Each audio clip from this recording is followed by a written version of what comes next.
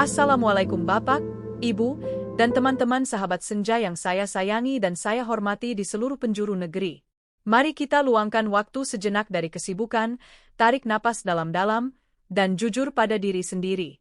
Pernahkah Bapak dan Ibu merasa tubuh seperti habis dipukuli, kepala terasa berat, leher kaku, punggung pegal, dan perut kembung saat bangun di pagi hari?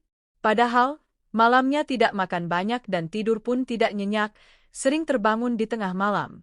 Pagi hari bukan kesegaran yang didapat, melainkan rasa lelah yang sama seperti sebelum tidur. Kita sudah berusaha menjaga kesehatan, makan seadanya, lauk sederhana, dan teh pun sudah dikurangi gulanya. Tapi, ada satu hal yang tak pernah kita curigai. Satu hal yang selalu ada di piring kita 3 kali sehari. Satu hal yang kita anggap sebagai sumber kekuatan, nasi putih. Ya, nasi putih yang pulen, yang hangat, yang kita anggap sebagai sahabat setia.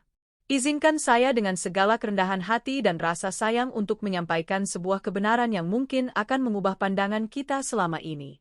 Bagaimana jika saya katakan bahwa nasi putih yang kita puja-puja itu, bagi tubuh kita yang sudah memasuki usia di atas 60 tahun, perlahan telah berubah menjadi musuh dalam selimut, sebuah racun senyap yang diam-diam menggerogoti kesehatan kita dari dalam?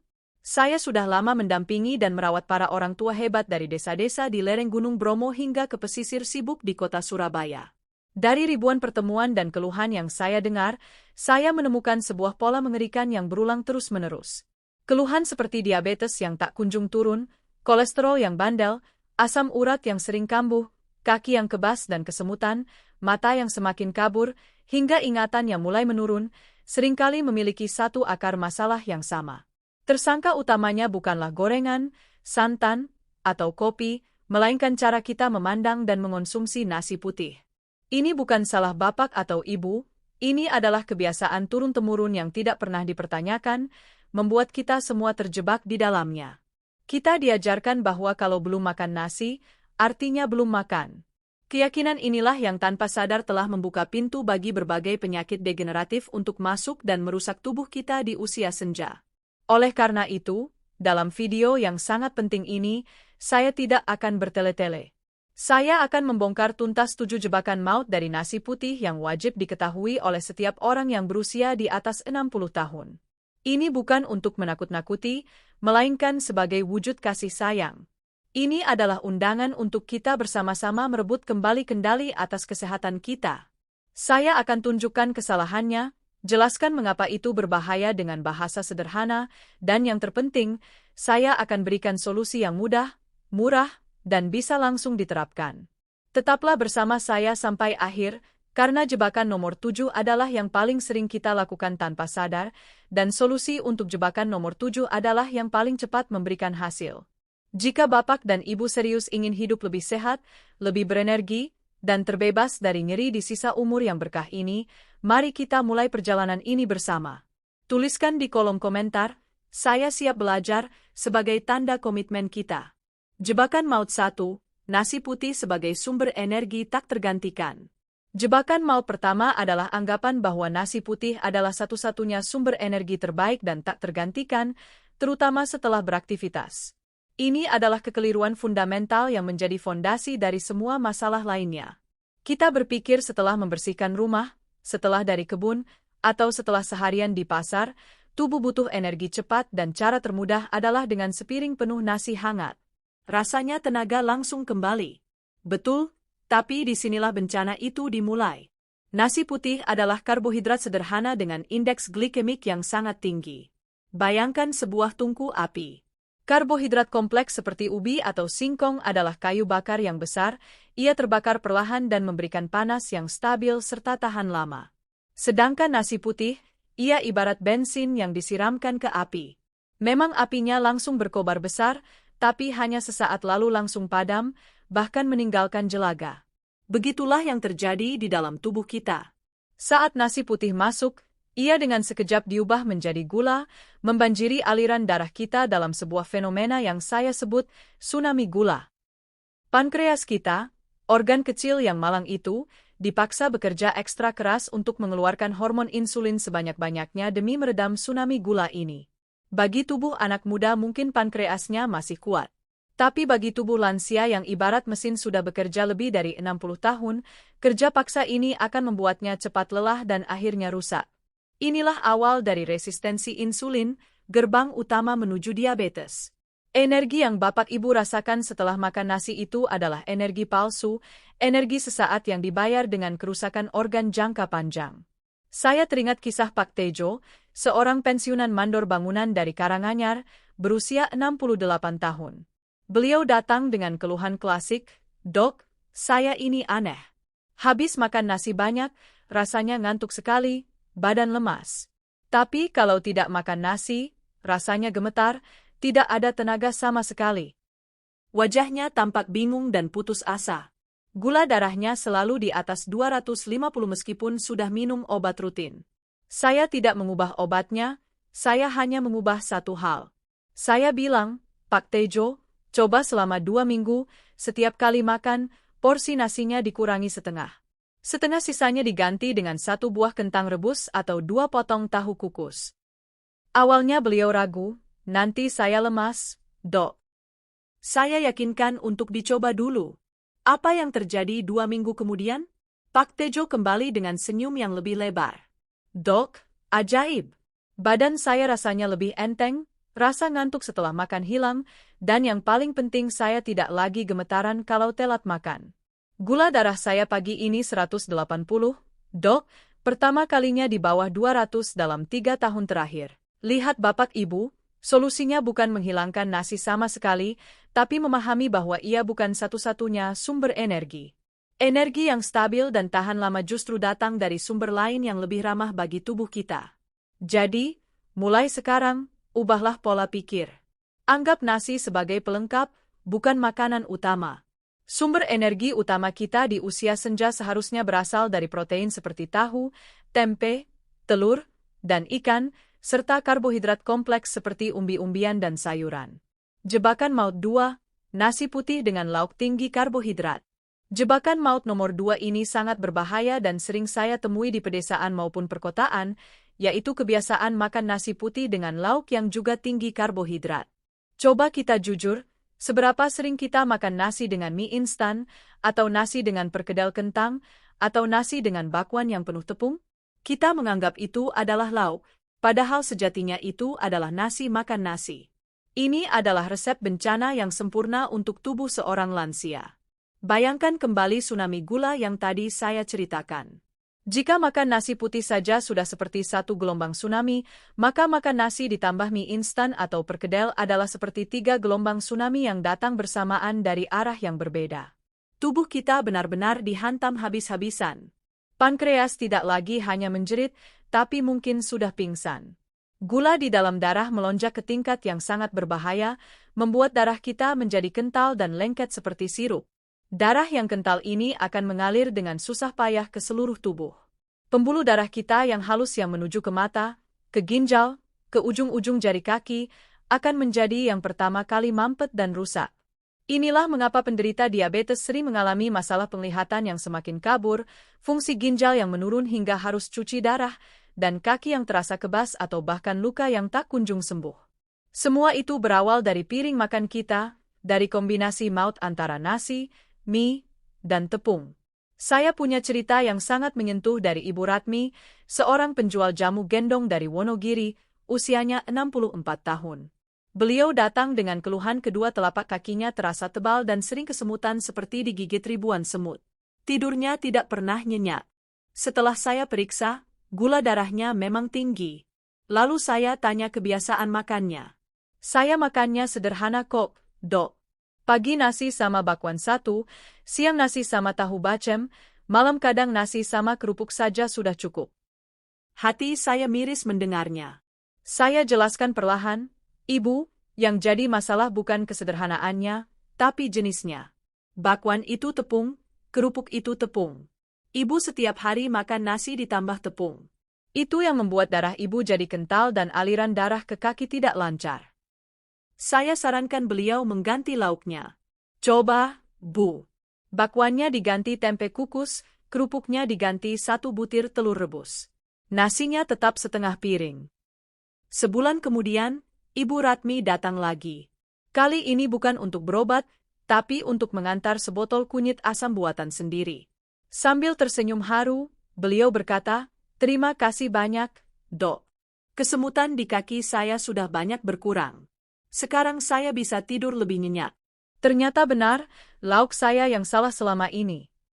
Bapak, Ibu yang saya muliakan, lauk itu seharusnya menjadi penyeimbang nasi, bukan penambah beban. Lauk yang benar untuk lansia adalah yang kaya protein dan serat. Contohnya ikan kukus, ayam tanpa kulit, tahu, tempe, telur, dan sayur-sayuran berdaun hijau. Hindari menggabungkan nasi dengan sumber karbohidrat lain dalam satu piring. Pisahkan mereka. Jika hari ini sudah makan nasi, jangan makan mie atau roti. Jika ingin makan kentang, jangan makan nasi. Prinsip sederhana ini bisa menyelamatkan ginjal dan mata Bapak Ibu di masa depan. Jebakan maut 3, sarapan dengan nasi putih. Jebakan maut nomor 3 dan ini mungkin yang paling mengejutkan bagi banyak orang, yaitu kebiasaan sarapan dengan nasi putih. Loh, Dok, sarapan kan penting untuk tenaga seharian. Betul, sarapan sangat penting. Tapi sarapan dengan nasi putih bagi lansia adalah sebuah kesalahan fatal. Izinkan saya jelaskan. Setelah kita tidur semalaman sekitar 8-10 jam, tubuh kita berada dalam kondisi puasa. Di pagi hari, sensitivitas sel tubuh kita terhadap insulin sedang berada di puncaknya. Artinya, sel kita sangat sensitif dalam menyerap gula. Jika di saat seperti itu kita langsung memasukkan nasi putih si bom gula itu, maka lonjakan gula darah yang terjadi akan jauh lebih dahsyat dibandingkan saat makan siang atau malam. Ini akan memicu peradangan di seluruh tubuh. Peradangan kronis tingkat rendah inilah yang menjadi biang keladi dari hampir semua penyakit penuaan. Mulai dari nyeri sendi atau rematik yang sering kambuh di pagi hari, tekanan darah tinggi yang sulit dikontrol, hingga kerusakan sel-sel otak yang mempercepat kepikunan. Rasa kaku dan nyeri yang Bapak, Ibu rasakan saat bangun tidur itu seringkali diperparah oleh sarapan nasi putih yang kita santap 30 menit kemudian. Tubuh yang sedang meradang disiram lagi dengan bensin peradangan. Maka jadilah api yang semakin berkobar. Saya ingin berbagi pengalaman dari Pak Jono, seorang pensiunan guru SD dari Bandung, usia 71 tahun. Beliau adalah gambaran pasien yang sangat disiplin.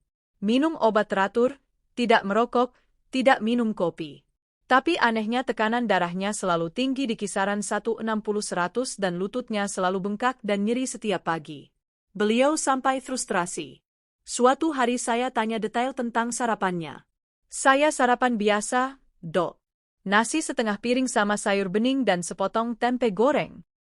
Pola yang terlihat sangat sehat, bukan? Tapi saya menemukan celahnya. Saya menyarankan sebuah eksperimen. "Pak Jono, coba untuk 1 bulan ke depan sarapannya jangan pakai nasi sama sekali. Gantilah dengan 2 buah ubi jalar yang dikukus atau semangkuk bubur oatmeal tanpa gula. Makan nasinya nanti saja saat makan siang." Beliau setuju untuk mencoba. Hasilnya sungguh di luar dugaan. 4 minggu kemudian beliau datang dengan catatan tekanan darahnya rata-rata 135/85. Dan yang membuatnya paling bahagia adalah nyeri di lututnya berkurang drastis. Beliau bisa kembali berjalan pagi keliling komplek tanpa harus terpincang-pincang. "Saya tidak menyangka, Dok.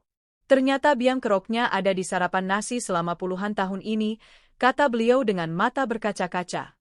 "Bapak, Ibu, sarapan adalah waktu emas untuk memberikan nutrisi terbaik bagi tubuh, bukan untuk meracuninya dengan gula. Sarapan terbaik untuk lansia adalah yang kaya serat dan protein yang melepaskan energi secara perlahan. Contohnya ubi, talas, atau singkong rebus, bubur kacang hijau tanpa santan, atau 2 butir telur rebus ditambah semangkuk kecil sayuran. Simpan jatah nasi putih Bapak dan Ibu untuk makan siang saja. Perubahan kecil ini akan memberikan dampak yang luar biasa bagi tingkat peradangan di tubuh Anda." Jebakan maut 4, nasi dingin yang dipanaskan kembali. Jebakan maut nomor 4 adalah mengonsumsi nasi putih yang sudah dingin dan dipanaskan kembali. Ini adalah kebiasaan yang sangat lumrah di rumah tangga kita. Nasi sisa semalam daripada dibuang, lebih baik dipanaskan lagi di magic jar atau dikukus. Dari segi penghematan memang baik, tapi dari segi kesehatan ini adalah sebuah ancaman tersembunyi. Saat nasi didinginkan, Struktur patinya akan berubah menjadi sesuatu yang disebut pati resisten. Pati resisten ini sebenarnya bagus karena ia tidak mudah dicerna dan tidak menaikkan gula darah secepat nasi panas. Masalahnya muncul ketika nasi dingin ini kita panaskan kembali. Proses pemanasan ulang ini menurut beberapa penelitian justru membuat pati di dalam nasi menjadi jauh lebih mudah terurai menjadi gula saat masuk ke dalam pencernaan. Bahkan lebih cepat daripada nasi yang baru matang. Jadi, nasi yang dipanaskan ulang memiliki potensi untuk menciptakan lonjakan gula darah yang lebih parah. Selain itu, nasi yang dibiarkan terlalu lama di suhu ruang sebelum dipanaskan kembali berisiko ditumbuhi bakteri bernama Bacillus cereus. Bakteri ini bisa menghasilkan racun yang tidak mati oleh pemanasan dan dapat menyebabkan keracunan makanan dengan gejala mual, muntah, dan diare. Bagi lansia yang sistem pencernaannya lebih sensitif dan daya tahan tubuhnya tidak sekuat dulu, hal ini bisa menjadi sangat berbahaya dan menyebabkan dehidrasi. Saya teringat kasus Ibu Siti dari Bekasi, usia 66 tahun. Beliau sering mengeluh perutnya kembung, begah, dan sering diare tanpa sebab yang jelas. Beliau sampai takut makan macam-macam. Setelah saya usut kebiasaan dapurnya, ternyata beliau dan suaminya hanya tinggal berdua.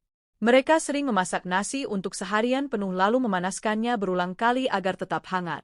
Saya jelaskan risikonya dan saya sarankan, Ibu, coba masak nasinya sedikit-sedikit saja, pas untuk sekali makan. Kalaupun ada sisa, jangan dipanaskan lagi. Nasi sisa itu lebih baik diolah menjadi camilan lain, misalnya dikeringkan jadi rengginang atau digoreng jadi kerupuk gendar sesekali. Itu lebih aman daripada dipanaskan ulang. Awalnya repot, tapi setelah dijalani, keluhan kembung dan diare Ibu Siti berangsur-angsur hilang. Perutnya terasa jauh lebih nyaman. Jadi, Bapak, Ibu, demi kesehatan pencernaan dan kestabilan gula darah, usahakan untuk selalu mengonsumsi nasi yang baru matang. Masaklah dalam porsi kecil yang pas untuk sekali makan. Jangan pernah memanaskan nasi berulang kali, terutama jika sudah dibiarkan semalaman. Kesehatan kita jauh lebih berharga daripada sepiring nasi sisa. Jebakan maut 5. Minum teh manis bersamaan dengan nasi. Jebakan maut nomor 5 ini sangat halus dan sering kita lakukan tanpa rasa bersalah sama sekali, yaitu minum teh manis hangat bersamaan dengan makan nasi. Di warung-warung makan atau di rumah, ini adalah pasangan yang ikonik. Rasanya makan jadi lebih nikmat dan lancar. Tapi di balik kenikmatan itu, ada dua bahaya besar yang mengintai tubuh lansia. Pertama, ini adalah kombinasi dosis ganda gula. Nasi putih sudah merupakan bom gula, lalu kita tambah lagi dengan gula dari teh manis. Ini memaksa pankreas kita bekerja 2 kali lebih keras. Tidak heran jika banyak penderita diabetes di Indonesia yang sulit sekali mengontrol gula darahnya karena mereka hanya fokus pada nasinya tapi lupa pada minuman manis yang mendampinginya. Bahaya kedua dan ini yang jarang sekali diketahui orang adalah kandungan tanin di dalam teh. Tanin adalah senyawa yang memberikan rasa sepat teh. Senyawa ini memiliki kemampuan untuk mengikat zat besi yang ada di dalam makanan yang kita konsumsi, terutama zat besi dari sumber nabati seperti bayam, kangkung, atau tahu tempe. Akibatnya, zat besi dari lauk pauk yang seharusnya diserap oleh tubuh justru gagal diserap dan ikut terbuang. Bagi lansia, ini sangat berbahaya. Kekurangan zat besi dapat menyebabkan anemia dengan gejala limal, lemah, letih, lesu, lelah, lalai. Badan terasa tidak bertenaga, sering pusing atau berkunang-kunang saat berdiri, wajah pucat dan tidak bersemangat. Banyak lansia mengira ini adalah gejala penuaan biasa, padahal mungkin ini adalah gejala anemia akibat kebiasaan minum teh saat makan selama bertahun-tahun. Pak Edi, 72 tahun, seorang pensiunan pegawai pos dari Bandung, mengeluhkan hal ini. Badan saya rasanya tidak ada tenaganya, Dok. Padahal makan saya banyak. Setelah diperiksa, kadar hemoglobinnya memang rendah. Saya lihat kebiasaannya setiap makan beliau selalu ditemani segelas besar teh manis kental. Saya sarankan, Pak, coba teh manisnya dihentikan dulu saat makan. Minumnya air putih saja. Kalau mau minum teh, beri jeda setidaknya 1 atau 2 jam setelah makan. Hanya sebulan menerapkan kebiasaan baru ini, Pak Edi merasa ada perubahan besar. Rasanya badan lebih bertenaga, Dok. Sudah jarang pusing kalau habis jongkok terus berdiri. Bapak, Ibu, Minuman terbaik untuk mendampingi makan adalah air putih. Air putih membantu proses pencernaan tanpa mengganggu penyerapan nutrisi. Jika bapak dan ibu sangat menyukai teh, nikmatilah di waktu lain, misalnya di sore hari sebagai teman camilan dan usahakan tanpa gula atau dengan sedikit sekali gula. Jangan jadikan teh manis sebagai pendamping wajib saat makan nasi. Pisahkan mereka demi menjaga kadar gula darah dan zat besi Anda. Jebakan maut 6. Nasi sebagai solusi lapar di malam hari. Jebakan maut nomor 6 adalah menjadikan nasi sebagai satu-satunya solusi untuk mengatasi lapar di malam hari. Banyak lansia yang terbangun di tengah malam karena perut keroncongan.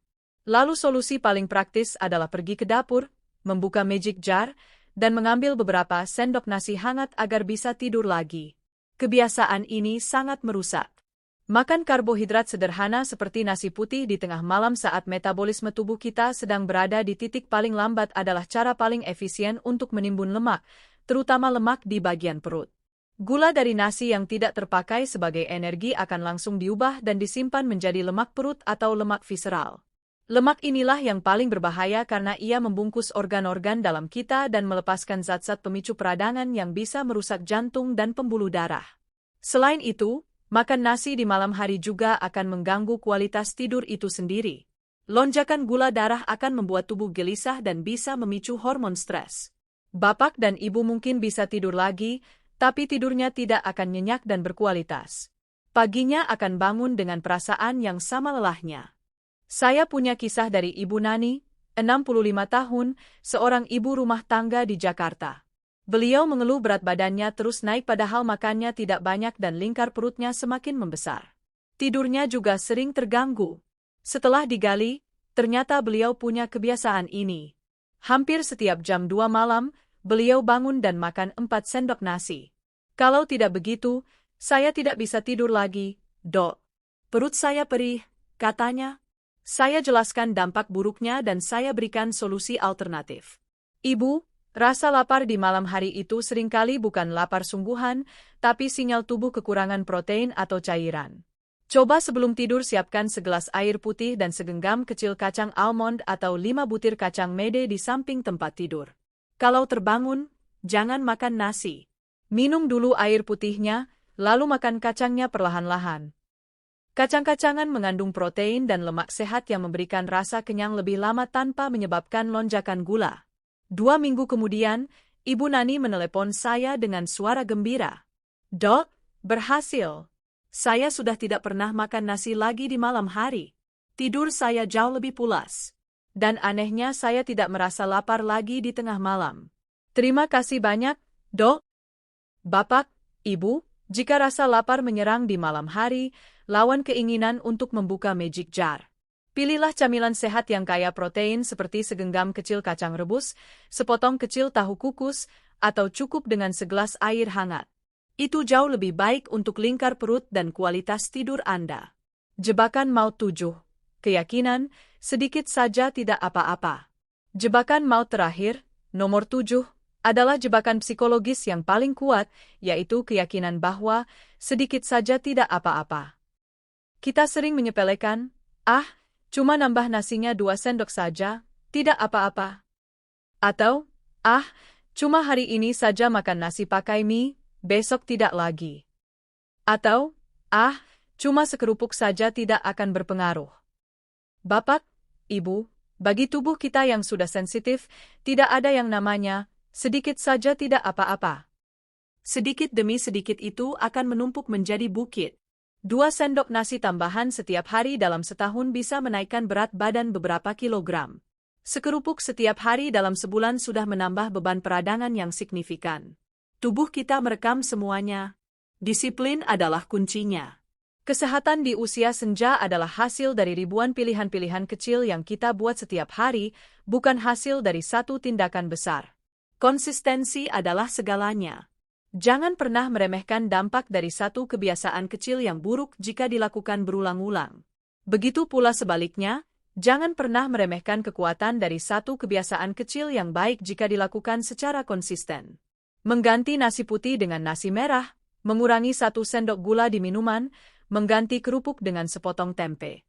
Semua itu adalah investasi kecil harian untuk masa tua yang lebih sehat dan bebas dari penderitaan. Pak Herman, 75 tahun dari Semarang, adalah contoh nyata. Beliau berhasil menurunkan gula darahnya dari 300 menjadi 150 hanya dalam waktu 3 bulan. Rahasianya apa? Saat saya tanya, beliau menjawab, saya hanya melakukan satu hal, Saya disiplin. Setiap kali saya mau mengambil nasi, saya selalu ingat nasihat dokter. Lalu saya kurangi 2 sendok dari porsi biasa saya. Setiap kali istri saya menawarkan gorengan, saya menolaknya dengan sopan dan memilih buah. Hanya itu saja yang saya lakukan, tapi saya lakukan setiap hari tanpa kecuali. Kisah Pak Herman adalah bukti bahwa kekuatan terbesar ada di dalam diri kita sendiri, di dalam kedisiplinan kita. Bapak dan Ibu yang saya cintai, kita sudah membahas tuntas 7 jebakan maut dari nasi putih. Mulai dari menganggapnya sebagai energi utama, menggabungkannya dengan karbohidrat lain, menjadikannya menu sarapan, memanaskannya berulang kali, meminumnya dengan teh manis, menjadikannya obat lapar di malam hari, hingga meremehkannya dengan berkata, sedikit saja tidak apa-apa. Semua ini bukan untuk menghakimi, tapi untuk menyadarkan. Nasi putih bukanlah iblis, ia tidak perlu dimusuhi total. Tapi ia adalah sesuatu yang harus kita kelola dengan sangat bijak di usia senja. Anggap ia sebagai tamu, bukan sebagai tuan rumah di piring kita. Beri ia porsi yang kecil, tempatkan ia di waktu yang tepat, dan dampingi ia dengan teman-teman yang baik seperti protein dan serat. Mulai hari ini saya mengajak Bapak dan Ibu untuk membuat sebuah komitmen, bukan untuk saya, tapi untuk tubuh Anda sendiri, untuk masa depan Anda sendiri. Mulailah dengan satu langkah kecil. Mungkin dengan mengurangi porsi nasi Anda siang ini atau mungkin dengan tidak minum teh manis saat makan nanti. Pilih satu saja dan lakukan dengan konsisten. Lihatlah apa yang terjadi pada tubuh Anda dalam beberapa minggu ke depan. Saya yakin Anda akan terkejut dengan hasilnya. Tubuh kita ini luar biasa. Ia memiliki kemampuan untuk memperbaiki dirinya sendiri, asalkan kita berhenti meracuninya dan mulai memberinya nutrisi yang benar. Usia bukanlah vonis. Penyakit bukanlah takdir. Keduanya adalah hasil dari pilihan-pilihan kita. Dan hari ini kita bisa memilih untuk menjadi lebih baik. Semoga informasi ini membuka wawasan dan memberikan manfaat yang besar. Jika Bapak dan Ibu merasa video ini penting, silakan tekan tombol suka dan bagikan ke seluruh keluarga, teman, dan kerabat yang Anda sayangi. Mari kita sebarkan kebaikan ini bersama-sama. Jangan lupa untuk berlangganan channel ini agar tidak ketinggalan informasi penting seputar kesehatan lansia berikutnya. Terima kasih atas waktu dan perhatian Bapak dan Ibu semua. Semoga Allah senantiasa menganugerahkan kita semua kesehatan, kekuatan, dan sisa umur yang penuh berkah. Sampai jumpa di video selanjutnya.